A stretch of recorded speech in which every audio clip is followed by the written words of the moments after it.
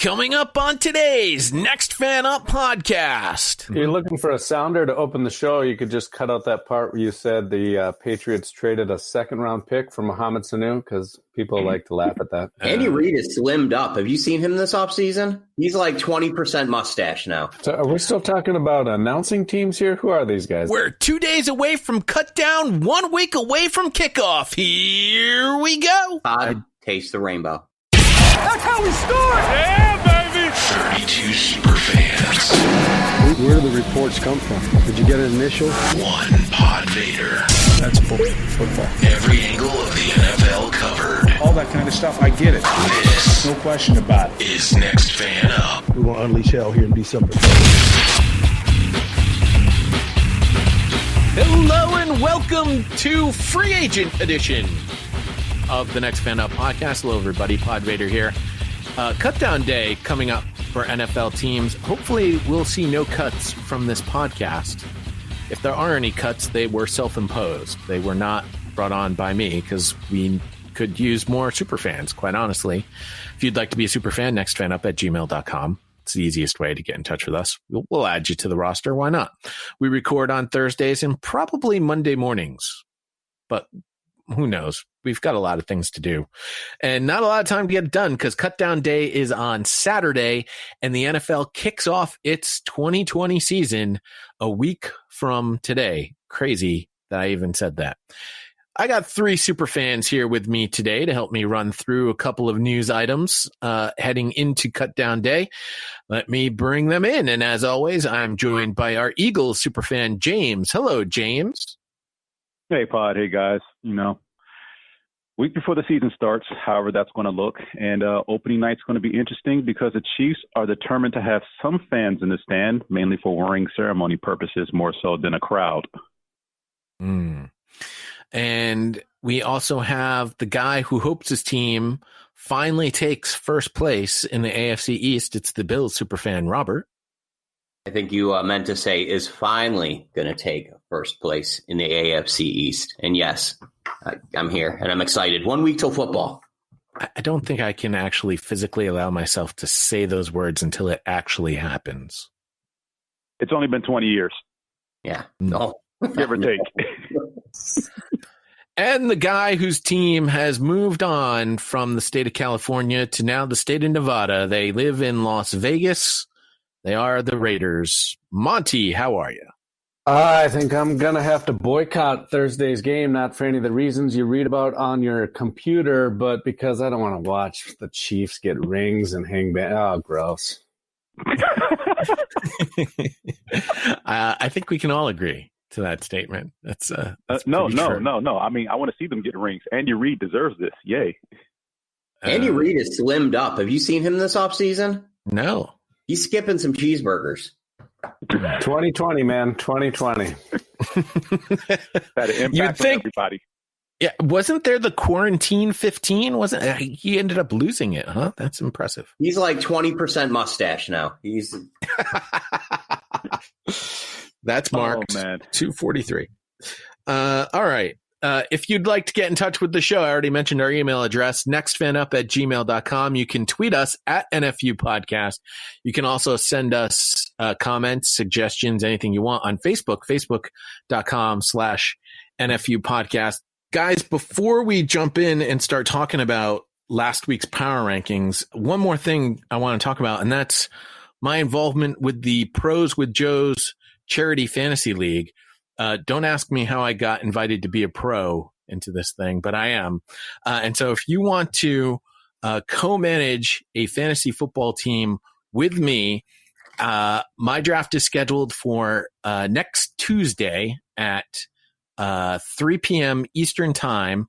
And we have some of the pros that we're going to be going up against are some of the biggest names in fantasy football, but we can do it. We can handle it. As a matter of fact, I think it's easier for us because their strategies are out there. So we already know how they're going to be drafting. We can draft the exact opposite of the way that they're going to be drafting and develop a great team for that. So if you want to get involved and you want to play with me, all you need to do is go to www.go.rallyup.com/Vader, VADER. it was previously misspelled, but now everything is correct. Go.rallyup.com/Vader. That's how you can sign up with me. There's a link in the show notes. I've been tweeting it out for a week now. You can sign up until midnight Saturday. So even if you don't go play with me, I'm supporting Autism Speaks in honor of my niece, Emma. So come and help me raise some money for Autism Speaks. Or if you want to play with one of the other pros, I mean, I don't blame you, but I'll also hate you forever. You can go to proswithjoes.com, and they have the whole list of the 56 pros that are involved in this league. Super excited about this. Come and have some fun with me. Last week, we revealed our power rankings, 1 through 32. The Kansas City Chiefs were unfortunately ranked number 1 because they kind of deserve it, I suppose. The Ravens are number 2. The first NFC team are the Saints at number 3, followed by the Seahawks at 4. Those are our top 4 teams. Our worst 4 are the Carolina Panthers, New York Jets, the Washington football team, and the Cincinnati Bengals. We had a couple of write-ups from some of our super fans that I missed. One of them happens to be on the show, which I could just allow him to say what he wrote. But the other is from our Kansas City Chiefs superfan, Nick, who tells us, what have the Chiefs been up to? Well, a lot of shopping. Patrick Mahomes got his first Ferrari, a giant engagement ring for his girl, and a stake in the Kansas City Royals, while Travis Kelce is funding some sort of science learning center for the area kiddos and is part of a consortium bidding for the New York my God, I can't talk. For the New York Mets. Where are all these football players buying baseball teams? Anyway, on the field, the Chiefs are famously returning nearly every single starter and most of the depth from the championship roster, but that doesn't mean we won't see some shifting around. Chiefs fans are watching the cornerback room, already by far the shallowest position group, now knowing for sure we'll be missing CB1 Brashad Breeland for the first 4 games due to extracurricular transgressions.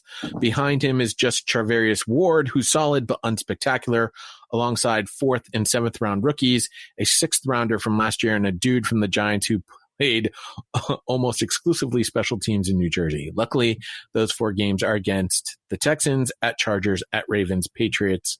No big deal. Hey, for what it's worth, the 4th round rookie, L'Jarius Sneed, is the depth guy that has impressed the most. He's not been the biggest buzz of the camp, though. That honor unequivocally goes to wide receiver Jody Fortson, who spent last year on the practice squad and has been the talk of the town. Normally, I'd say he's just a good story that some other team will be snatching up because the Chiefs are so deep there.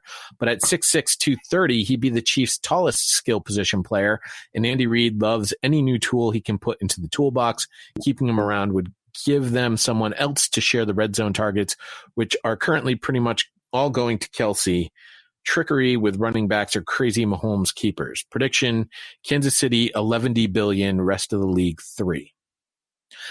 I don't think Kansas City's got a defense that's going to stop teams from playing. I don't question the fact that they'll score 11 billion. That's pretty obvious. Nick has waited his whole life for this moment. Just let him enjoy it and let's move on. Right. Just let him have it, man. Let him have it. Super Bowl champion, for the first time in 50 years. Ride it out, Nick, all season long. Well, I will say having a taller wide receiver in the wide receiving core does make some sense for the Kansas City Chiefs that have been built completely on speed. But if I'm not mistaken, isn't Sammy Watkins got some height? He's over 6 feet tall, is he not? I think he's 6'1". Yeah. He's not yet. What else do the Chiefs have here? Obviously, Tyreek Hill is under 6 foot. Right. I shouldn't say obviously, but McCole Hardman is also under 6 foot. McCole Hardman is also under 6 foot. Demarcus Robinson is their 4th wide receiver. I mean, I don't see why we think that their wide receiving core is all that deep. It's really 3 guys, which is all you need in the NFL, but still. I would say there's a good spot for him, especially if he's got height and he's performed well at camp. anyway, at least a story to watch for. Buffalo Bills guy, I didn't read your write-up last week. What do you got going on at Buffalo camp? Well, first off, I think anything that they're talking about, since the only videos you're seeing are typically coming from the team and stuff like that, as Monty likes to say, month of lies, which I think there is a little bit of truth to. But that being said, all indications are that Josh Allen worked hard in the offseason. He's made another little progression. Hopefully it's the same amount that he did from year 1 to year 2. Big thing with him was the deep ball. It seems like every day the team is showing video of Josh Allen throwing a deep ball to new addition, Stephon Diggs, which is fun to see, although I'd prefer to see it in an actual game. That would be great. As far as the camp's been going, it's exciting this year. Bills didn't really, other than adding the receiver, just kind of worked on depth and stuff. I think their defensive line almost reminds me of the Eagles' defensive line the year they made the run, where they had kind of 8 strong the whole way.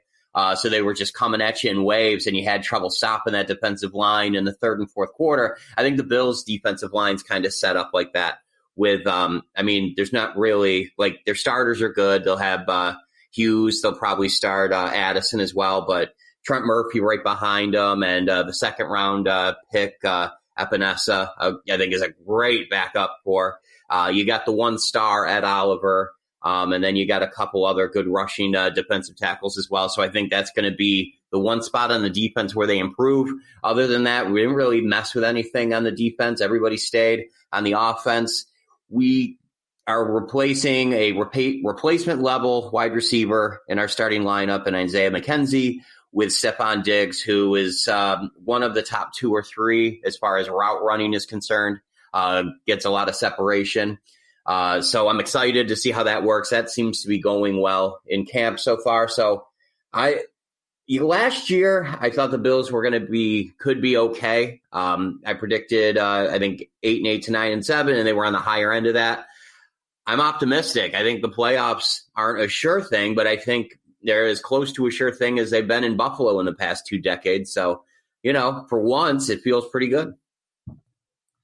We're going to get into the free agents a little bit later on in the program, but one guy who was released and has already been signed this week was Leonard Fournette, which was a little bit of a surprise move out of Jacksonville.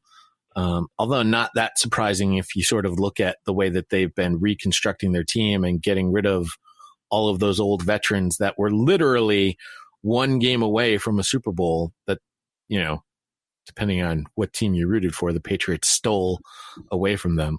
How is your running back group? Because Devin Singletary was a disappointment last year, was he not? What? He averaged like 5.5 yards a carry. Like, I don't know. I feel like he doesn't get any respect. I mean, he had one of the highest elusive ratings in the league last year. And that being said, they did draft Zach Moss with their 3rd round pick, who has looked good in camp as well. I think between those two, the Bills are perfectly fine at running back. All right. I'm just making sure. Also, I feel like Allen is going to run a little bit too. I feel like every time I hear about the Bills, it's always, Josh Allen can't throw a deep ball. And yet they went and signed one of the best deep ball receivers in the league. Mm-hmm. And they have trouble running the ball. And I'm sort of like, wait, Devin Singletary is pretty good if I don't forget. I don't know. That seems to be the national, at least, press. Well, the national headline is to crap on the Bills at any time, and they didn't like Josh Allen. Yeah, he averaged 5.1 yards a carry last year. He did pretty good. It's going to be crap on us until we start doing it right. We started last year. If we continue, that'll be less and less. Are you keeping 3 quarterbacks or only 2? We're keeping 2 quarterbacks, I think. And I do think that the Bills are going to cut Jake Fromm from the team because he's no one has said one good thing about him. And then also when you combine that with the off the field thing that happened after the draft, they're not keeping him. Not at all. All right.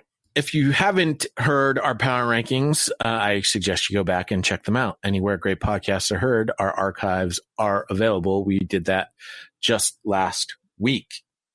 Before we get to the free agents, I want to talk about something a little bit more fun. Although, what's more fun than just talking football straight up? That is the announcing pairings on CBS and Fox for this upcoming season. Now, there weren't a lot of changes on the CBS side of things. The biggest change is Ian Eagle, who's the number 2 play-by-play guy for CBS, is now paired up with Charles Davis, who leaves Fox and comes to CBS, which is an interesting pairing, quite honestly. The way that Ian Eagle delivers play-by-play and the way that Charles Davis goes about providing analysis, I don't know if that's necessarily a match made in heaven. Quite honestly, I'm not a big Ian Eagle fan in the first place, but that's probably my New England Patriots bias, which you can hear every time he does any Patriots game because he is a former Jets broadcaster. I look at it as being interested because now Ian Eagle no longer has to carry Dan Fouts, who pretty much in Dan the Fouts last is couple the of worst. years, Dan Fouts has become nothing more than, say, an annoying blowhard over the last couple of seasons, especially when they do Chargers games. His slurping of one quarterback who I refuse to mention for his former team being on the verge of greatness these last 3 years, even though we all know he's played like a geriatric who shouldn't be playing football anymore. I mean, I guess I should give Evan Washburn some due as the sideline reporter, but really, sideline reporters are worthless. Sorry, sideline reporters everywhere, but really, you add nothing to the game or the broadcast. It's just a fact, unless you were doing what Siragusa used to do. Nah, because sideline reporting oftentimes can let you know the extent of an injury as far as when a player is coming back. I mean, yes, more times than not, you can probably tell looking at how players hit, carted off the field, walking off the field, whether they're actually going to come back in the game or not. Sideline reporting, if nothing else, I think the biggest benefit there is them giving you injury updates. Because if someone gets nicked or dinged, whatever you want to call it, in the first quarter, and you don't see them in the beginning of the second, you're kind of worried. How bad is this injury? But you don't even need a sideline reporter for that. The team has to report it on their own, and then they release it, and then on their own. But if you don't know if that player is coming back for the rest of the game, it's kind of nerve wracking to sit there and wonder, is this guy coming back or not? Because the booth can only do but so much. That's what a producer is for. A good one, at least. I'm just saying. Jim Nantz and Tony Romo are obviously team number 1 here on CBS. Trent Green and Rich Gannon switch play-by-play partners. Kevin Harlan is teamed up with Trent Green now as team number 3, and Greg Gumbel and Rich Gannon are team number 4. And when I mention this as sort of 1, 2, 3, 4, I don't know if CBS officially ranks their guys in this particular order, but when you're watching, you should know that like team 1 is going to be at the quote unquote biggest AFC matchup of the week, and team 2 is at the second biggest. Although Nance and Romo in week 1 are at Patriots Dolphins, and Ian Eagle and Charles Davis are at Browns Ravens. And I would argue Browns Ravens is the better matchup than Dolphins Patriots. But Patriots whoever always draws more headlines. Yes, that's true. But I would think, the Ravens are probably according to our rankings, are the number 2 team in the AFC. 2 team in the league, not the Patriots. So I find that a little bit of a head scratcher, but all right, sure. They're going to go visit the new look Patriots against the Dolphins. Yay. Team number 5 for CBS is Andrew Catalon and James Lofton. Rob, what do you think of James Lofton as an analyst? I don't have a strong opinion about him as an analyst, but he's a former Buffalo Bill, so I'm sure he's fantastic. Well, that's why I went to you. Spiro he played Didis in Oakland too. He played in Oakland too. He's an amazing analyst. Come on. Yeah, okay. The team like it. That's good. It's good to know. Spiro Didis and Adam Archuleta, whom I'm going to guess. I I haven't been able to see these two very often. Watching Patriot games, I have a feeling I'm going to see a lot of them this year. Yeah, that's the Buffalo. That's the Buffalo team right there. I've heard plenty of those two call our games over the past couple of years. Tom McCarthy and Jay Feely, and then when there's a lot of games on CBS in a particular week, you'll see Beth Mowins and Tiki Barber. And I can tell you right now, Tiki Barber is terrible. Probably one of the worst. The Fox team made a whole bunch of changes. Not necessarily, not with their number one team. Obviously, it's of course not. Joe Buck, Troy Aikman, Aaron Andrews. They added Christina Pink for Thursday Night Football. So not only do they have one worthless sideline reporter, but they now have two on Thursday Night Football. And so that's good. Again, I apologize to all sideline reporters everywhere. You all do a wonderful job. Especially Pam Oliver, who's now on team number 2 with Kevin Burkhardt and Daryl Johnston. And by the way, I mean, I haven't seen a Daryl Johnston game in quite some time, but I still think Daryl Johnston's probably one of the better analysts out there that's not named Tony Romo. True. I'll give you that. He doesn't make my head scratch in any way as far as like, what the hell just came out of his mouth? My former colleague from ESPN has moved up to the number 3 team. Adam Amin and Mark Schlereth, now team number 3, with Lindsay Zarniak, who apparently has left ESPN, is now a sideline reporter for Fox. That's an interesting team. I'll be curious to hear those. That's too much. I can't watch that guy talk. Where's Rondé Barber at? We need some defensive guys that can help put a little defense. Rondé unfortunately got bumped. I'm pretty sure these parents will show that he got bumped hard. Rondé is no longer employed as an analyst on CBS or Fox. So Tiki Barber has a job? Fired. Oh yeah, that's crazy. Because Rondé's a better analyst. Well, you're looking for defensive guys. Kenny Albert is now teamed up with Jonathan Vilma in the booth. Yeah. Interesting. That will be an interesting one. That's a big leap for Vilma, going from studio to booth. Yeah. The next team is Kevin Kugler and Chris Spielman. I don't know if I've heard Kevin Kugler. Is he a newcomer to this gig? I haven't heard that name before. Probably someone. Hey, you need guys, and like you said, lots of changes. Probably some shifting going over there at Fox Sports. Well, they don't have Big Ten games to cover this year, so that's something. Yeah, there's that. And your last official team from Fox is Chris Myers with Greg Jennings and Brock Eward. That is an interesting pairing. Okay, we don't need both. Based on careers, I would boot Eward somewhere. The moon, maybe, possibly Mars. See, I'm more inclined to keep the backup quarterback because they tend to have more insights into the game, especially than the wide receivers, which is why I asked about James Lofton. No, James Lofton's pretty good. I've heard a couple of games on CBS where James Lofton's been calling them, and he's on the verge of being phenomenal. Actually, as far as his depth and analysis is what he's looking at. So actually, for defensive guys, all we have are Vilma, Spielman, and Adam Archuleta. Well, Spielman's the senior resident there as far as defensive guys. Spielman's been there forever. Archuleta. He's been doing games, but I mean he's the 6th team on CBS. I mean he's right. Covering the crap. And you don't really get much of Archuleta on CBS that often, unless whatever game is being broadcast in your area, unless it's your team was initially a blowout and they switched to another game, and then it's Adam Archuleta. So I mean he's got a couple of years under his belt. I wouldn't say he stands out in any way, shape, or form. Sometimes I don't even know I'm listening to Archuleta until his partner says his name. So,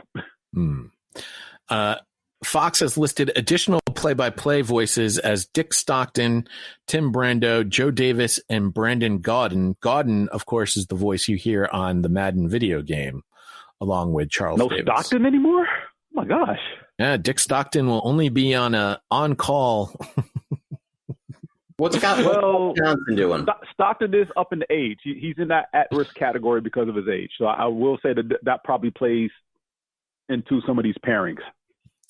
Well, that's something I haven't read this and I haven't seen, but for the NBA bubble, there's been, I think each channel has had like one or two teams down in the bubble calling the games. But radio, so every team obviously has their own radio broadcast, and those radio broadcasters are not in the bubble. They're calling the games off of video feeds. Yeah, web feed or video. Yeah, from back at home. So I'll be curious, are these teams traveling to the games, or are they going to be calling games off of video feeds as well? That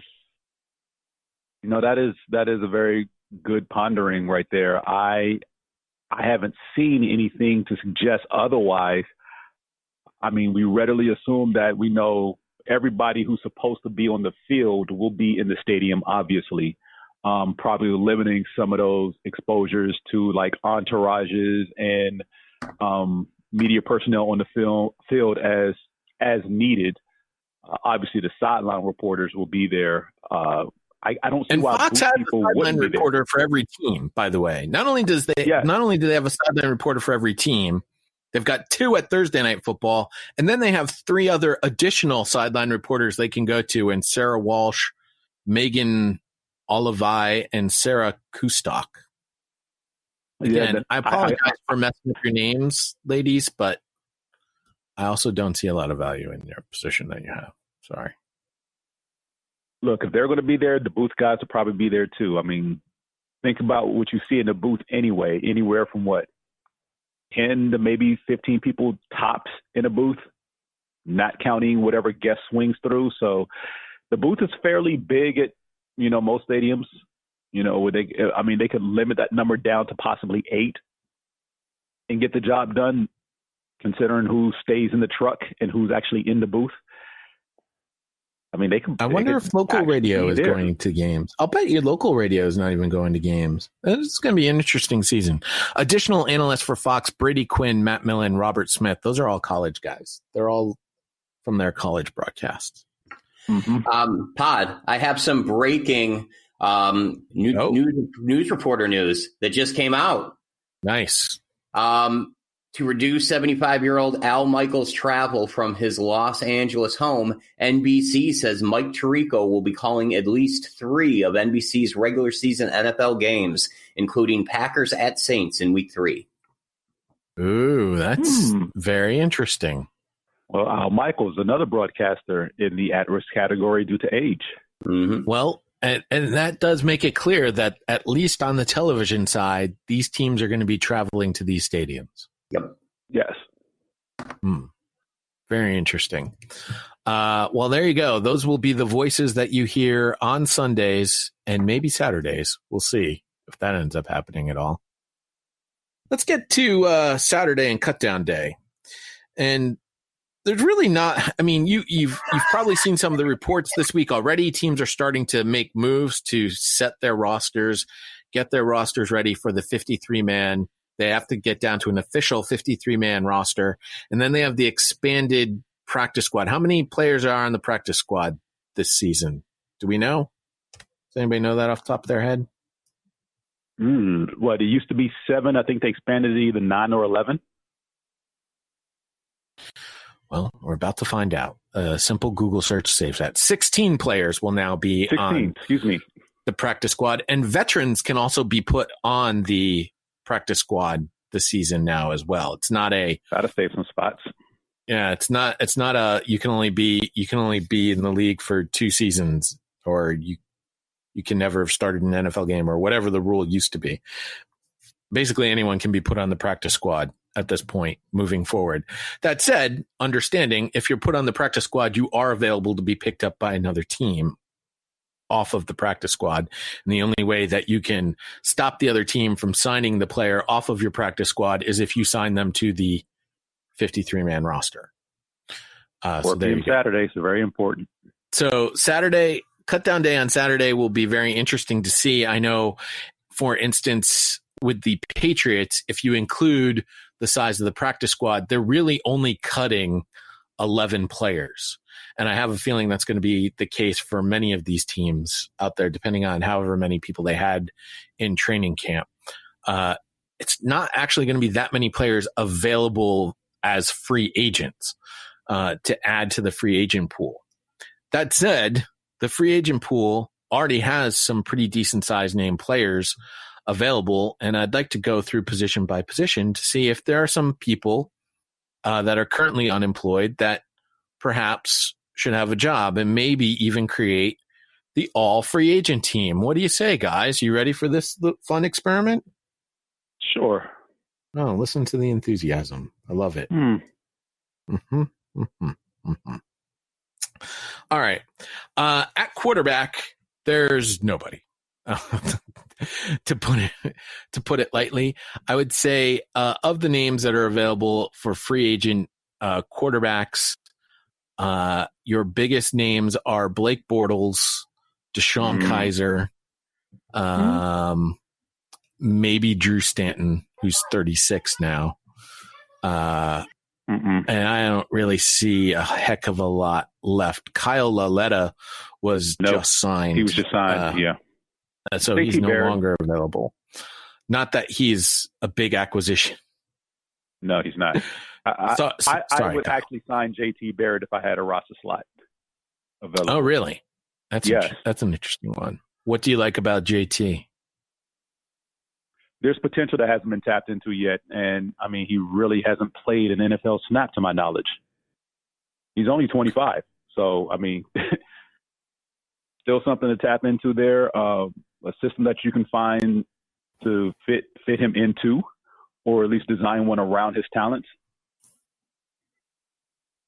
Cody Kessler and Josh McCown also available free agents as quarterbacks.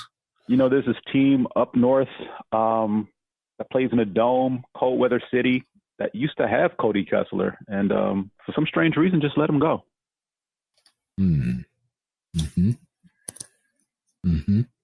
But he was when really, they were a quarterback away.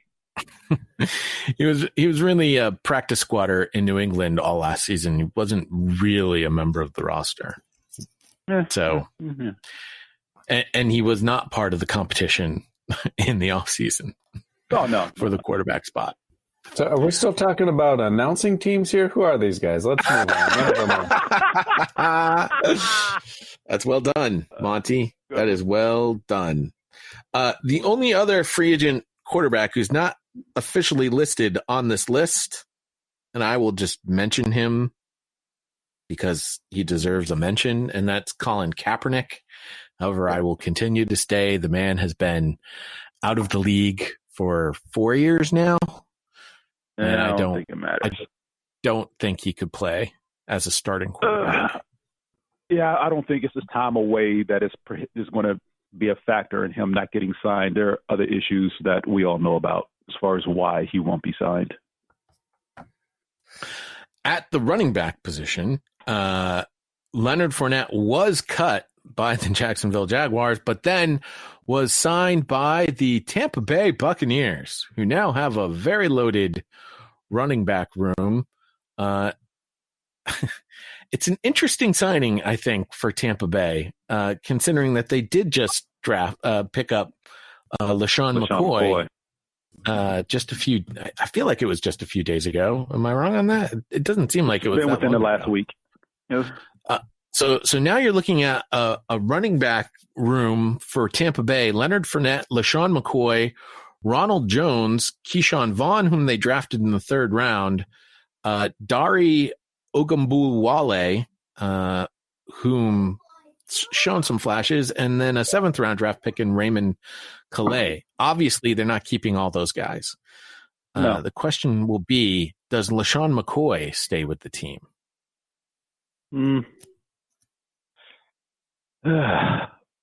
Probably. They're sure making it sound like it. It does sound like it. I think I also saw Bruce Arians say Ronald Jones is our guy. Yeah, he did say that today. which is a curious statement as well. Now, Leonard Very much Fournette and Ronald Jones are definitely two different types of running backs. Mm-hmm. But Leonard Fournette and LaShawn McCoy at this point in his career are fairly similar, and one is much younger than the other. Well, LaShawn McCoy is also the better receiver. I think Shady's done. He's 32 years old. Was he a healthy scratch on multiple games last year with Andy Reid in a system that he already knows? I mean, they brought him in, they kicked the tires on it, and then they promptly went out and paid Leonard Fournette $3 million. I think Shady was an awesome player. I'd like to remember him as that. I mean, if he does get cut, there's still a spot in the Eagles depth chart because we will carry 4, and I already know who 3 of them are.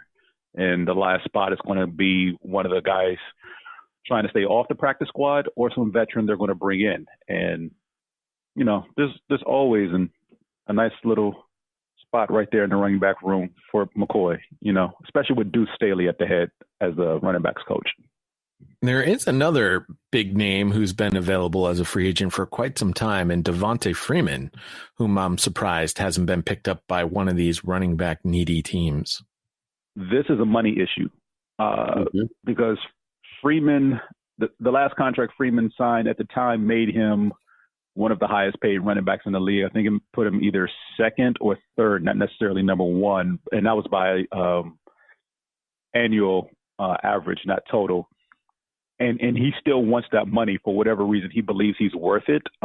He will always have a big red X on his resume for me for missing that block on Dante Hightower in the Super Bowl when Matt Ryan specifically put him on that side to block Hightower, and he didn't even look in that direction.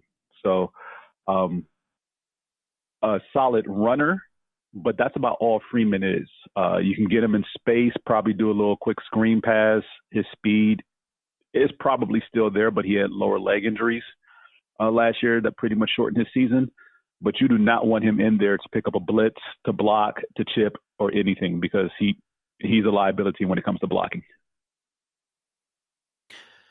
A story that we didn't really cover last week going over the power rankings was the Washington football team cutting Darius Geis for obvious reasons. The question is, does Darius Geis play in the NFL ever again? Doubtful. No. Possible, but not this season. All right. Some other interesting names, at least for me, from a running back perspective, Spencer Ware, Isaiah Crowell, Jeremy Hill, Javoris Allen, Bilal Powell, Kenneth Booby Dixon, CJ Procise. Is there another name on here? No. We're just going to skip over Marshawn Lynch. I am skipping over Marshawn Lynch because clearly he made a huge impact last season. He's already been retired. Todd, taste the rainbow. I got you, Rob. Right? Am I right, Monty? Marshawn Lynch is done. I'm just here so I don't get fined. All right. How about an interesting position that we don't talk a lot about, and that being fullback? There's one name on here that I'm super interested in. That's the former New Orleans fullback, Zach Line. Now, he is 30 years old, but to me, I mean, you can't go wrong with a good fullback, and Zach Line's one of the better ones. Is there any particular reason Zach Line's on this list? Did you guys draft a guy? Are you converting somebody? Oh, well, the Patriots have they have the German Jakob Johnson, whom they have a roster. They have an extra roster spot because he's one of those national players, international players on the team. They also drafted this tight end, Dalton Keene, who has played a little bit of that, the halfback, H-back. H-back role. Yeah. Okay. But Zach Line, an available fullback for teams that still run a power running game. Let's move now to wide receiver. and the wide receiver free agent pool got a little bit bigger as the Patriots cut Mohamed Sanu. What I thought was really interesting is Ian Rappaport was the one who broke the news and added on his tweet a surprise. And all of the New England reporters jumped on it and went, well, if you had been at practice, you'd know it's not really a surprise at all. I would say it's a surprise in that they just cut him. I get the, all right, I made a mistake. I spent a second round pick to trade for this wide receiver who is trash at this point in his career. So instead of, compounding my issues, I'm just going to get rid of him. But to me, Mohamed Sanu probably still has some value on the trade block. Get something like I'd be happy with a 4th or a 5th round draft choice for Mohamed Sanu. I don't understand why you just cut him. I don't think you're going to get more value from a compensatory pick if he signs somewhere and does well than you will in the trade market. That's my thought on that. What did you guys give up for him again? A 2nd round draft choice. Which my son broke down and told me that is the new Baltimore running back, J.K. Dobbins. Oh. You guys probably don't need a J.K. Dobbins, though. You got Sony Michel and Damian Harris. Yeah, those guys Harris on the IR yet, or are they? He'll be good. Yeah, Damian Harris apparently he's got a hand injury. Sony Michel is definitely not the 1st round draft choice that we would all love to have as a 1st round running back. Well, he needs to be healthy. Yeah. There's that. And then there's Rex Burkhead, who is also made of glass. There's Lamar Miller, whom they signed and was on PUP until just this past Monday. So nobody's actually seen him practice. So don't know how he fits into the team. So yeah. J.K. Dobbins right now? So what you're saying is the Patriots offense is going to be 5 wide all the time. 1st and goal from the 1, 5 wide. Lots of halfback screens to James White. And lots of quarterback draws from Cam Newton. Yeah. If you're looking for a sounder to open the show, you could just cut out that part where you said the Patriots traded a 2nd round pick for Mohamed Sanu, because people like to laugh at that. All right. Oh, man. Other wide receivers, Taylor Gabriel. I love him. Interesting name. Yes. Speedy guy. I know height is a concern because he's only 5'8" at best. But don't care. He's also a returner. He's also a returner. So that Jermaine Kearse, Ryan Grant. What other name did I see on here that caught my attention? And, of course, Demaryius Thomas is still trying to play somewhere. Yeah, Demaryius Thomas is unfortunately all done. Quincy Enunwa, what is his situation right now? Is he still hurt? He's injured, I think. Yeah, he needs to start looking into that broadcast career. Cody Latimer, I think, is another interesting name as an available free agent. Obviously not somebody that's going to be a huge contributor, but somebody that could be a 3rd or 4th wide receiver for a team. Josh Gordon did re-sign with Seattle and has reapplied for reinstatement. I think Nick wrote in our Slack group, it should stick this time, which I think is kind of a funny line. And Paul Richardson is listed here as an available free agent, but I believe he also re-signed with Seattle as well. Let's move now to the tight end position, where the first name on the list is Charles Clay, whom I famously said was probably the 3rd best tight end and was the 3rd tight end for the Patriots at one point in the AFC East. Yeah. But I still think Charles Clay is a contributor and should definitely be on a team. I don't know why he's still available. Because his knees are nothing but scar tissue at this point. Yeah. He's had tons of problems with his knees. He has arthritis, I think, in one of his knees. He ain't playing again. Once he retires and then comes back from retirement, John Gruden might kick the tires on him. Fair enough. Luke Stalker's another tight end whom I think is a contributor. Now he is 32, so there's an age issue there. Seth DeValve is a guy who's shown flashes. I'm surprised he's an available tight end. He's certainly a guy that's a second or third tight end on a roster somewhere. Moritz Boehringer is an interesting name on this list. If you don't remember him, he was the wide receiver who came out of Germany that the Minnesota Vikings drafted a couple years ago in like the 7th round. But apparently he didn't stick there, so he's trying to play a tight end. Apparently that's not working that well either for him. Jeff Howerman was the starting tight end for the Denver Broncos last season. Now, it doesn't surprise me that he's no longer on the Denver Broncos roster, but it is surprising to me that he doesn't have a job somewhere. He's a guy who has some experience and can certainly contribute to a team. Maybe not as a starter, but certainly as a contributor.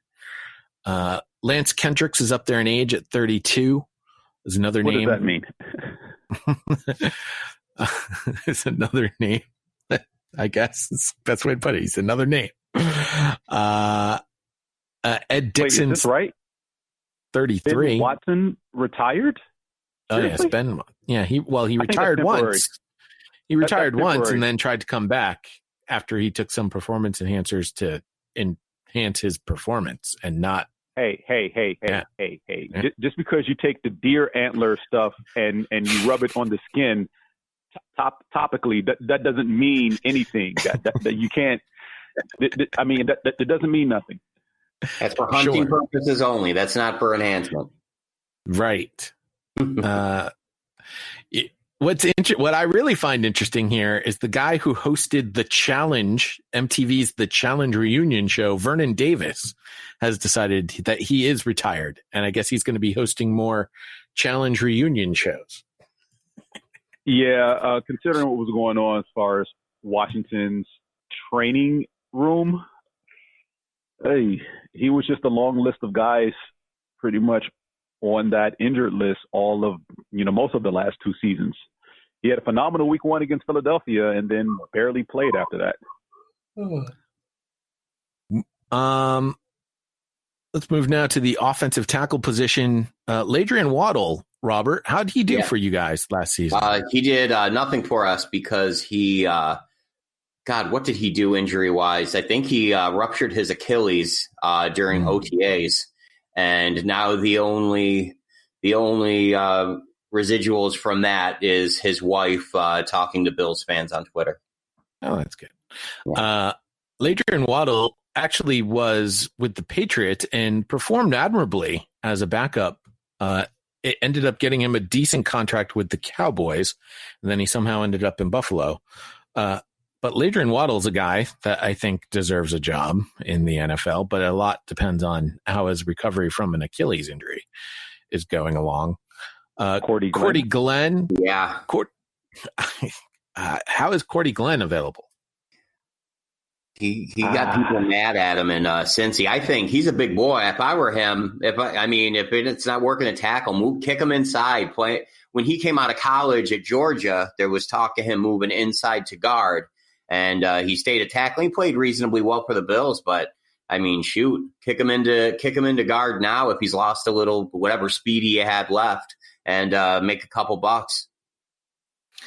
Another offensive tackle with sort of an up and down, I would say, has shown flashes, but has also shown some signs of pure trash, is Greg Robinson. Oh, yeah. Definitely Jekyll and Hyde. But again, for a team that might need some depth on their offensive line, he's certainly somebody to bring in, I would say. Same with Jared Veldier, another guy. Mm-hmm. He's up there in age at 33, but a guy who would be a decent backup somewhere.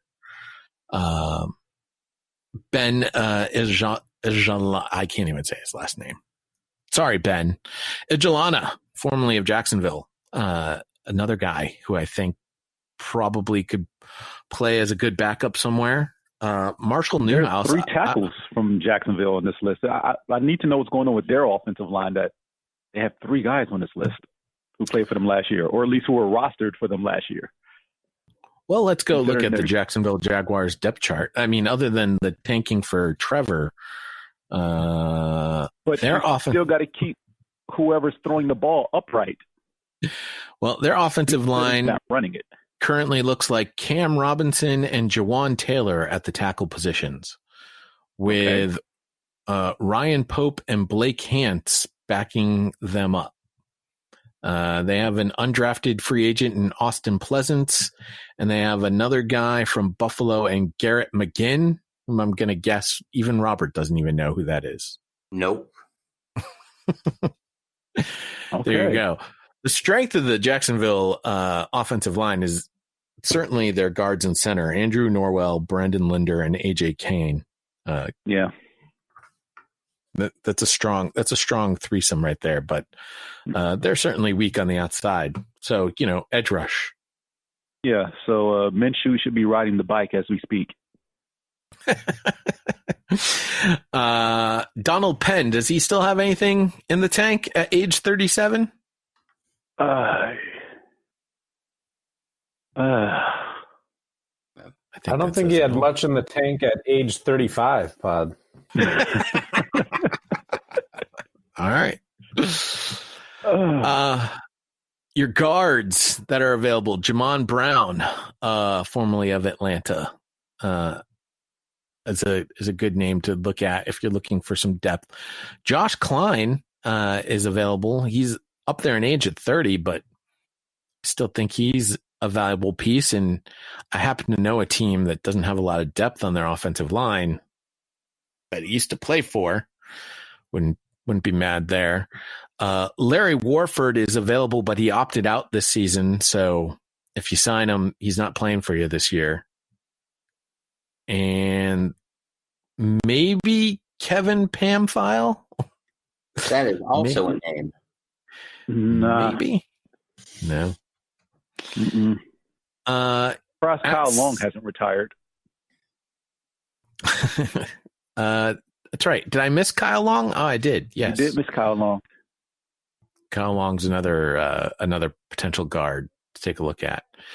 At center, there's a few guys in here. James Ferentz and John Halapio.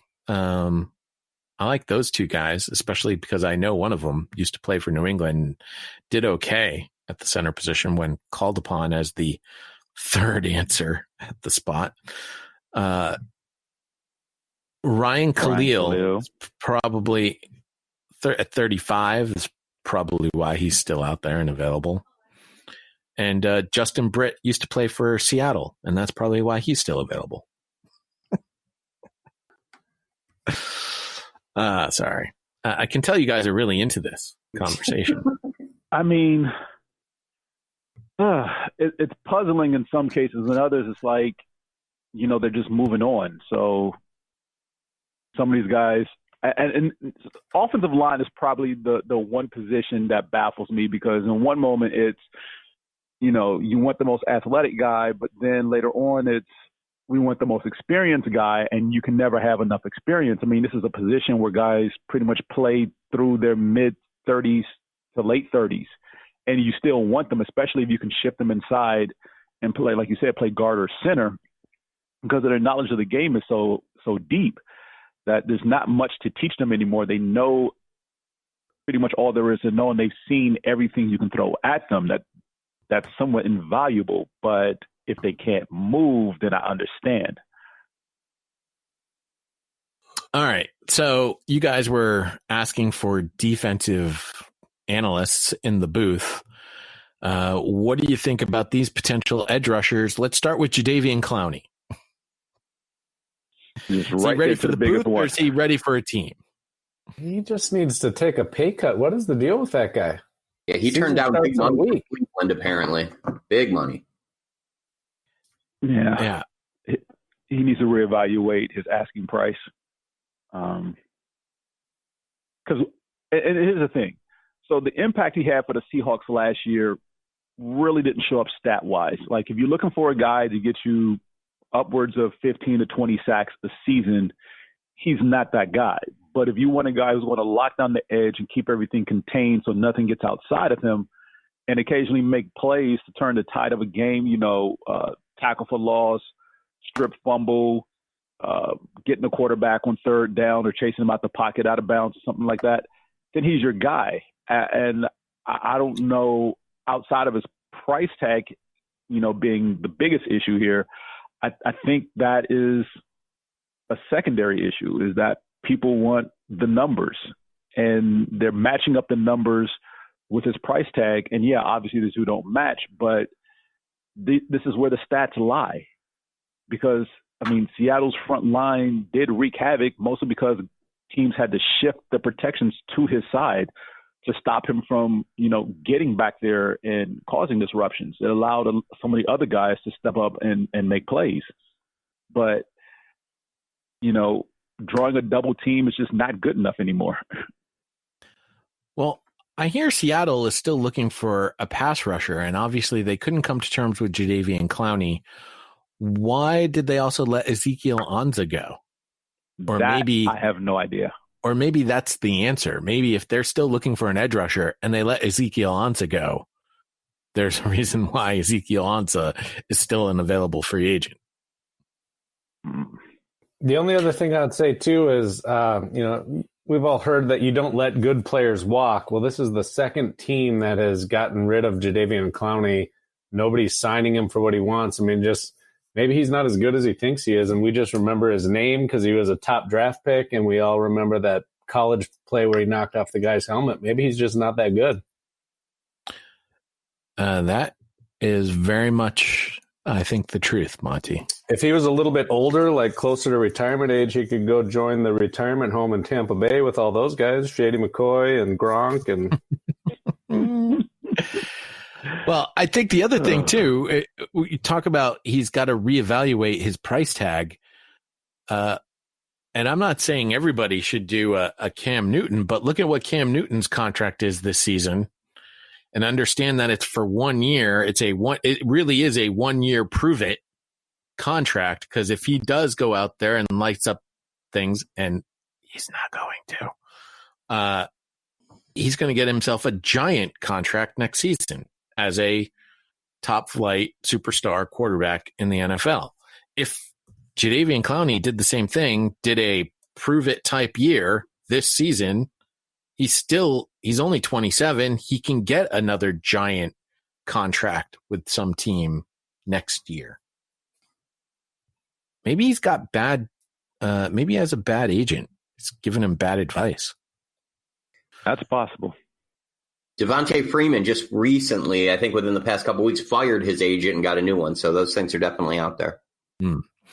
There's some older names in Brooks Reed, in Clay Matthews, Terrell Suggs, 37, one of the oldest names, but has not retired. Jabal Sheard, that I all think are interesting names, but probably guys. If you're listing them as edge, they're not every down edge players. No, those are your third people along with Cameron Wake. All right. Defensive linemen, again, probably one of the bigger names on this list. One of the better names on this list is Snacks Harrison. How is he still without a job? Didn't he already full retire and then kind of take it back? And then he started crying and said he didn't know what he was going to do or something like that. Literally broke down and started crying in the middle of an interview. I don't know, but if he did, then that explains a lot. Pretty certain he started crying in the middle of a press scrum press scrum. Well, part of the issue here, I think, is that he made a name for himself with the Giants, got traded to Detroit, and didn't live up to snuff in Detroit.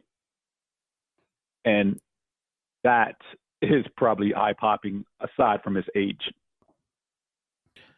How about Corey Legit, Robert? Is he just not legit anymore? He played all right last year. The Bills kind of signed him in the middle of the year when they started dealing with injuries and they couldn't stop the run for a couple weeks. He was fine. I mean, he could play someplace and be in a rotation, and I think he'd be okay. Through his career, he started off as a 3-tech, And then last year, the Bills kind of use him as a one technique, so more of the stop and the run type guy. So, I mean, he's probably good enough to still be in a team's rotation. And I think that's a good point. All of these teams have some sort of defensive lineman rotation at this point. They all sort of copied the James E. Eagles model there to a degree. It's a good model. It is. And quite honestly, there's a lot of older names on here, like Rashidi Hageman, Corey Legit, Gerald McCoy, Snacks. Well, McCoy's injured. McCoy's injured.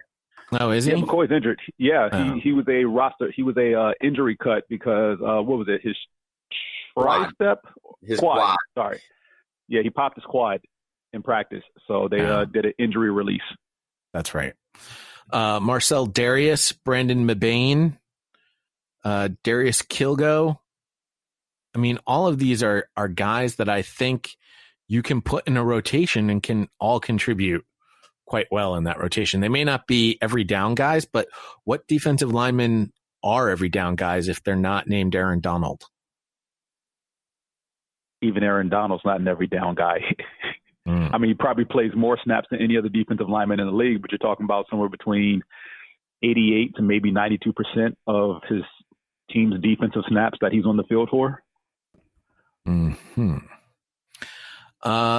The linebacker list here is, again, probably your better guys are older.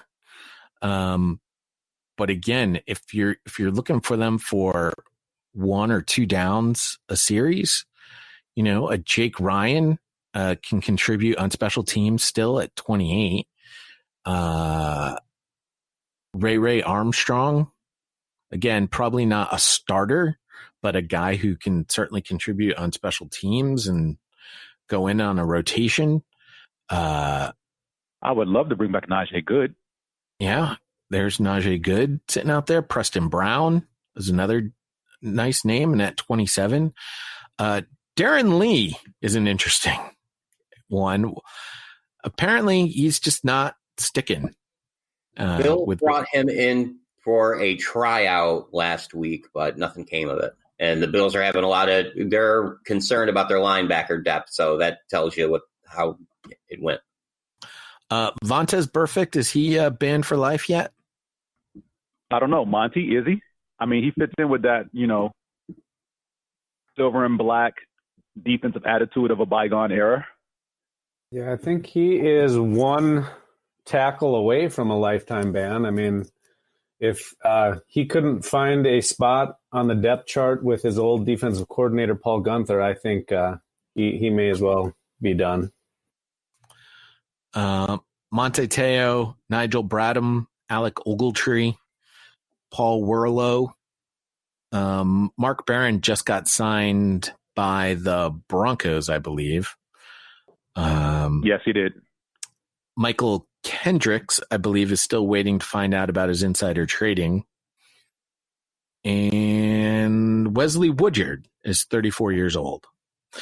Again, these aren't guys that are necessarily going to be great starters for you if you need them in a starting, but certainly can help from a backup and experience and a special team standpoint.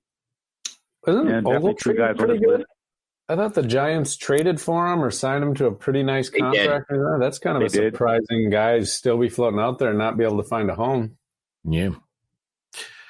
The cornerback position, this is one that I always love because corners in the Madden football game always improve dramatically, which like you pick them up and they're like a 71, and then in one season they're already like an 89. The corners in Madden always get overrated for some reason, but there are some names in here, again, depth guys at the cornerback position. If you run into a corner problem, that I think can help your team. I will start with Ross Cockrell of Carolina. I think is a guy that can clearly contribute to a team and probably even in a starting position, quite honestly. I'm not familiar with his work. I do see a couple of names on here that I remember Rob probably mock drafted in our superfan mock draft. Remember Tease Tabor? Tease Tabor, no. Tremaine Johnson probably is a price tag issue there. Yep. Logan Ryan and was he's just 37. Logan Ryan was just signed by the New York Giants, so he's finally no longer available. Dominique Rodgers-Cromartie is actually 34, where Tremaine Johnson was only 30 there, James. Kayvon Webster, Cody Sensabaugh, probably guys that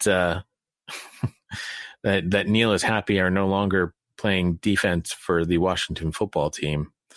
Aqib Talib at 34. Does he still have something in the tank? If he lowers his price tag, maybe. And some of these guys, the name and the age, you think about them 3-4 years ago being at the top of their game, like Tramon Williams, 37.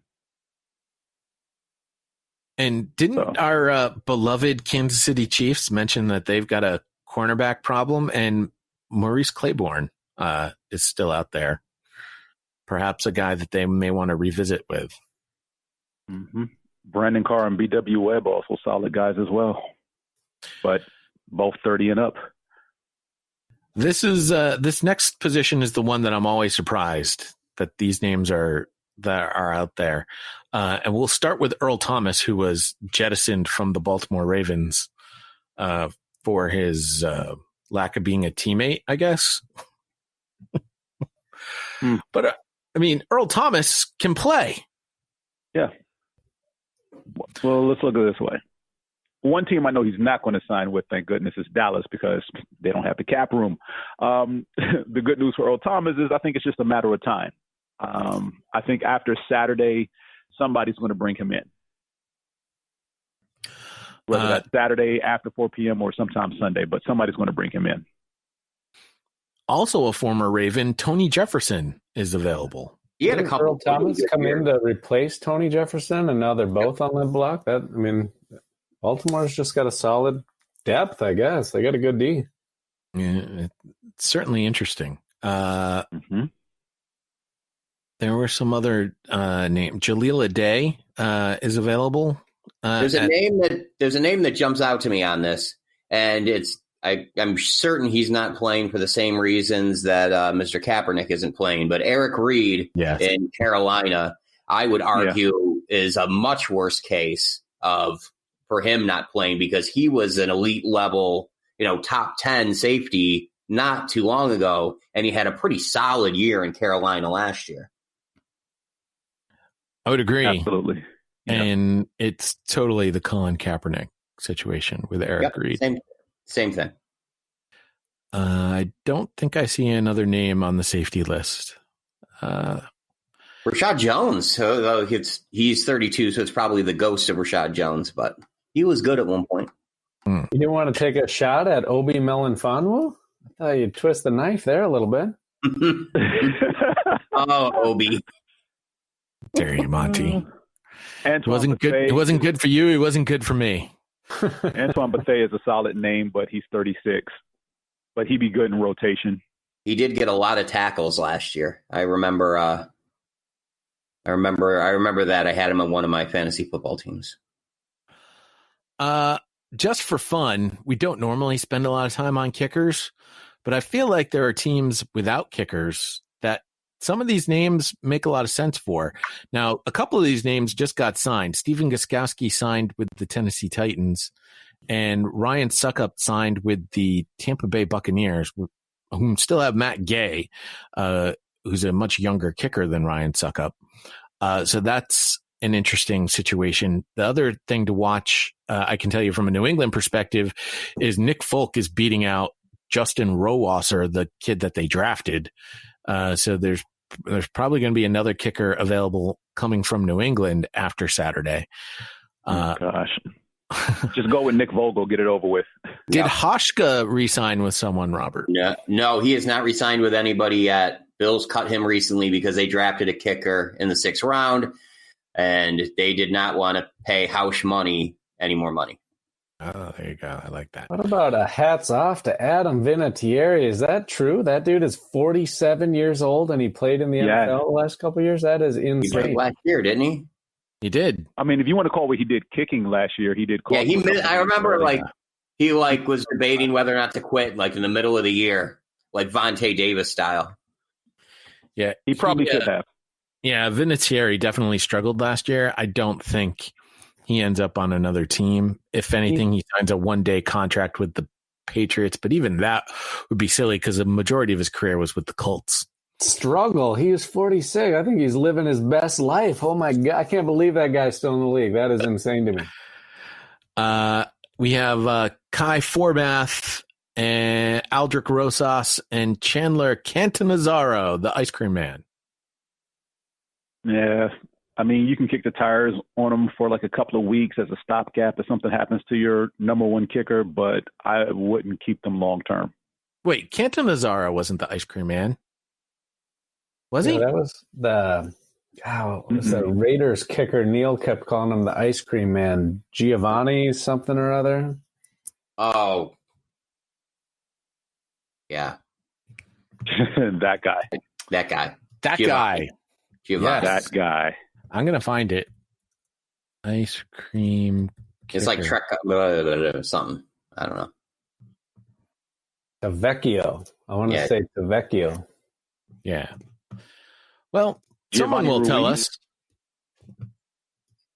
What's that? Oh. No. Oh, sorry.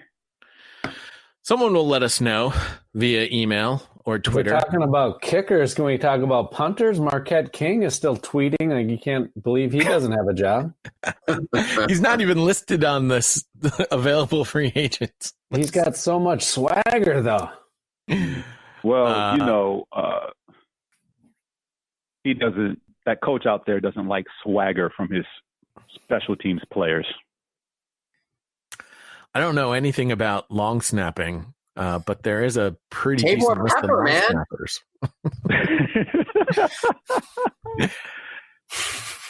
Look, long snapper, another position you can play well into your 40s. Well, what I think is interesting on this list is that there are 2 long snappers that were released from Miami and 3 from the Giants. Yeah. That's probably the problem that those teams had. No, the problem that those teams have, Miami actually drafted a long snapper. So, that's even worse. Well, I do remember Zach Diassi last season with the Giants. I don't remember the other 2. Again, that's a problem with your roster building. I don't know if we actually made a team, but I think there's definitely a certain amount of names that are available out there that can certainly help your team. And I think there'll be names that will be in the pool of other guys that get cut come Saturday. And then, as I mentioned before, remember, your practice squads can be constructed with 16 players, and they can include veterans this season. I don't know if that's going to be just for this season or moving forward. I think there's going to be some very interesting moves from a roster perspective because of COVID specifically, where I wouldn't be surprised where I'll use the Patriots as an example because I know them the best, where they don't normally keep 3 quarterbacks, but I think they'll keep 3 and they'll have 1 on the practice squad as well. And I have heard rumors of some teams perhaps having a quote unquote COVID quarterback who they will just quarantine the entire season so that he's available at a moment's notice, which I don't know how feasible that's actually going to be, but certainly an interesting concept. How do we feel as we're a week away from the beginning of the season? What do we feel the NFL is at this particular point? I'll start with you, Robert. As where they're at as far as how do you feel like attacking the planning a season in the virus? There was no preseason. Like, I've been reading some articles about how we're only a week away. We're normally all juiced up. We're ready to go. And yet, people haven't even drafted fantasy teams at this point. Well, I'm juiced up. I'm ready to go. I got about 13 fantasy football teams drafted. So I don't know what silly articles you're reading, PodVader, but I'm excited for some Buffalo Bills football. I don't care if there's no one in the stands. I don't care if there's no one tailgating at the bars across the street from the stadium. I don't care. It's still football. Football's football. Rob, the articles that Pod is reading are from New England Patriots, who are definitely not excited about the season this year. For the first time in 20 years, they're not looking forward to the postseason. So, yeah, I guess I can see where you're coming from, Pod. Yeah. Oh, man. Okay. I don't know. This is just weird. I mean, obviously, with the pandemic going on, things have to change out of necessity just to limit the spread going any further than it already has, though there are people who want to believe still it's not real. But I don't know if going with the same model that Major League Baseball went with is a good idea as far as just letting teams govern themselves. It would have been nice if they could have instituted some type of bubble like the NBA, because obviously that's working. I get it. Significantly less players. A full NBA roster is barely 1/4 of your NFL roster, not including practice squad guys. But there had to be some way to at least, I don't know, maybe if it was by division. Yep. World Cup style. Or, just keep all your Eastern Division teams in a bubble, your Northern Division teams in a bubble, like 8 teams in each bubble. And I'm not saying like realign the schedule, anything like that, still play your games. But as long as everyone stays in their respective bubbles, you can travel from bubble to bubble, and play your games as necessary, however they. Aren't you a little surprised how there haven't been very many people that have tested? I know they had that false positive snafu a few weeks ago, but other than that Seahawks guy trying to sneak ladies into his hotel room, I mean, I thought there'd be way more people catching a case of the virus going into this preseason training camp, and that hasn't really happened yet. So I think they've done fairly well with what they've got. We'll see what happens once they start jumping on airplanes. Well, I believe the players will be responsible, and you're right. It is surprising that, again, and we're talking about sheer volume of the teams, the coaching staff, players, et cetera. You would expect one of these teams to have something by now, but nothing really major. I mean, there was, the dozen or so Cowboys and Texans players back in June who tested positive, but nothing really since then, since the league has done their own testing. So that is a positive going into the season. I think my big concern is with all the precautions that everyone is trying to take, players, coaches, organizations, that some of these organizations, like I mentioned earlier at the beginning of the show, the Kansas City Chiefs, for one, the Falcons are still looking into it. I know the Eagles haven't, as far as I know of, and I may have to go back and double check, I haven't seen a concrete decision from the Eagles yet, but there's still some teams wanting to have fans in the stands in some capacity. Obviously not full, but they're talking anywhere between 10% to maybe 40% capacity filled. And that still doesn't sit well with me, especially for teams who play in the southern states where governors pretty much think an erector set is a rocket science kit. It's not?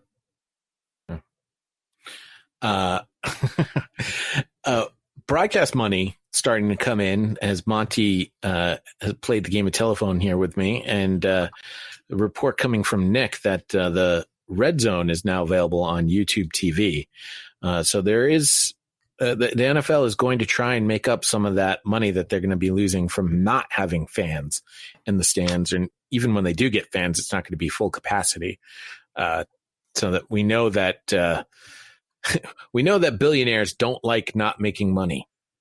So they're going to try and make as much money as they possibly can, however they can. Which I think will be an interesting aspect to this upcoming season. The other thing is, if you watched Hard Knocks this week, they spent a very large portion of the program focusing on the NFL players for the Los Angeles teams' reactions to what is happening in Kenosha, Wisconsin. we also spent a good portion of the beginning of our podcast last week on social injustice, and I recommend that you go and listen to that.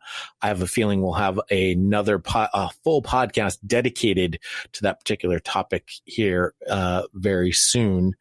So I don't want to necessarily get too involved in it this week, but I will say that after watching that particular episode and hearing comments from different fans from all over the base, some fans saying, I don't want my politics in my sports, and we've always had politics in sports, and vice versa. Some people saying, oh, the players will have their silent protests. I think based on that Hard Knocks episode, and James, it sounds like you watched it too, I don't think the protests are going to be so silent this year. Oh, no. Anything but silent. If the video that prompted Roger Goodell to go on Twitter and make a statement after George Floyd's murder happened, then Kenosha just basically blew it up by a factor of 12 at minimum on a 1 to 10 scale. And yeah, protests are going to be anything but silent. And as fans, if you only see these players as guys who tote the ball up and down the field on Sundays, Mondays, and Thursday nights, then you are more disconnected from society as a whole than you've ever been in your entire life. And these are people. You have to understand that we feel things off the field as well. Like, for them, playing is a safe haven and a refuge from everyday life. But when their everyday life invades that, things change. You know, I get it. People want a respite from, you know, what's become our societal norm, and they want to get back to, you know, having fun in some capacity or whatever, but not at the expense where the people who are providing that entertainment and release for you are affected by what's happening on the outside. You can't ignore that. And like we've said in our Slack channel, politics has always been a part of sports from its very inception, especially in this country. The game is politicized on every level, from the coin flip all the way to the trophy presentation. There's always something at every aspect, especially football, that's been politicized. You know, whether it's city or government or state officials speaking or attending the game, doing the coin toss, speaking before or after the game, to military flyovers, military reunions at halftime, the national anthem, all of it's politicized in some way, shape, or form. The only time when it's not is from whistle to whistle. But everything around the game itself. And I think what I got out of watching Hard Knocks this week is the players are starting to understand what a platform they really have and how they need to utilize it in a much better way than just kneeling during the national anthem. Which is why I said what I said last week. When they get to the state when they can do what the NBA players did and actually shut this game down for a period of time, that'll be for me, that will be the ground shaking moment that wakes up not just, you know, society as a whole, but definitely these 32 owners. Well, and I will reiterate what I said last week. I will only accept it as a true meaningful message if they take a forfeit, and they don't just get it rescheduled, because that doesn't mean anything to me. Keep your eyes on young Patrick Mahomes. He's got every eyeball in the country on him next Thursday. He made that video with the other NFL players. I think when you start getting superstar MVP, and he's the future of the league, that are, you know, willing to put their money on the line like he did before he signed his big contract. I think players like him, they're going to move the needle on this, and it seems like he's already, you know, kind of pushing that up to the forefront. The NFL's backtracking. Roger Goodell's apologizing to Kaepernick. I mean, this next younger generation of players, it seems like they're going to do something. You know, they're well aware of the platform that they have. And if you can get some big names in there, and especially some like big white players, big white names out there that have some money, I think the 32 billionaire owners are going to have to pay attention, and they won't be able to just sweep everything under the rug. And then maybe Eric Reed will have a job again. Colin Kaepernick has a new career. All right. For now, you can email us, nextfanup@gmail.com. You can tweet us at NFU Podcast, facebook.com/NFU Podcast to continue the conversation. As I said, I will be working with James to have a very special episode of the Next Fan Up podcast. We will be back again next Thursday. We will be talking about the week 1 games. We will be going over my choices for winners, and the super fans will chime in, will tell me I'm crazy. The other thing I think is going to be interesting is how much crowds are a difference when it comes to home field advantage. One of the games that I am kind of anticipating, and not just because it's Tom Brady on the Buccaneers, but it's Tom Brady on the Buccaneers versus the New Orleans Saints. I think that's probably one of your marquee matchups in week 1, which would be much different if there was a crowd in New Orleans versus an empty Superdome. I'll be very curious to see how teams travel this season. So with that, make sure you subscribe so you catch our podcasts whenever they're available. Apple Podcasts, Google Podcasts, Pandora, iHeartRadio, Spotify. We're everywhere. Here's our new end of the show guy, Kofi Annan. There you have it. Dear friends and colleagues, saying goodbye is never easy. I believe we can all feel proud of what we have done together. And through it all, you have maintained your professionalism and commitment and remained true to the spirit of the Charter. That principle. We go out, we hit people in the mouth.